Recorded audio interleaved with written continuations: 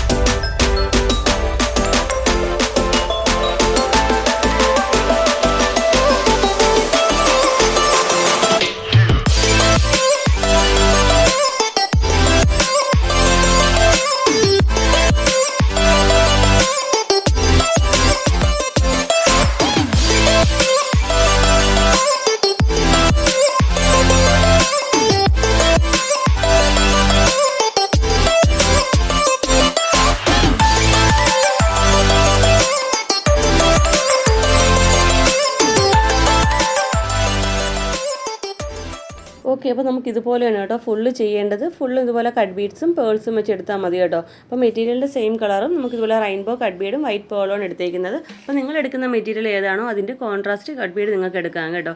അപ്പോൾ അതിൻ്റെ final look ഇതുപോലെയാണ് വരുന്നത്. ഞാനിവിടെ ബോക്സ് നെക്കിലാണ് ചെയ്തേക്കുന്നത്. റൗണ്ട് നെക്ക് ആയാലും നമുക്ക് ഇതുപോലെ 1 ഇഞ്ച് മാർക്ക് ചെയ്ത് കൊടുത്തിട്ട് ഫുള്ളും ചെയ്താൽ മതി കേട്ടോ. അപ്പോൾ ബിഗിനേഴ്സിന് പോലും ഈസി ആയിട്ട് ചെയ്യാൻ പറ്റുന്ന ഒരു സിമ്പിൾ ഡിസൈനാണ്. അപ്പോൾ ഈ വർക്ക് എല്ലാവരും ഒന്ന് ട്രൈ ചെയ്ത് നോക്കുക കേട്ടോ. അപ്പോൾ നമ്മുടെ ഇന്നത്തെ വീഡിയോ ഇഷ്ടപ്പെട്ടു, യൂസ്ഫുൾ ആണെന്നുണ്ടെങ്കിൽ നമ്മുടെ ചാനലൊന്ന് മറക്കാതെ സബ്സ്ക്രൈബ് ചെയ്യാനും തൊട്ടടുത്തുള്ള ബെല്ലൈക്കൺ ഓൾ എന്ന ഓപ്ഷൻ എനേബിൾ ചെയ്യാൻ മറക്കരുത്. വീഡിയോ ഇഷ്ടപ്പെടുവാണെങ്കിൽ ലൈക്ക് ചെയ്തേക്കണം കേട്ടോ. അപ്പോൾ ഇതുപോലെ നല്ലൊരു വീഡിയോയുമായി വീണ്ടും വരും വരെ ബൈ. Thanks for watching.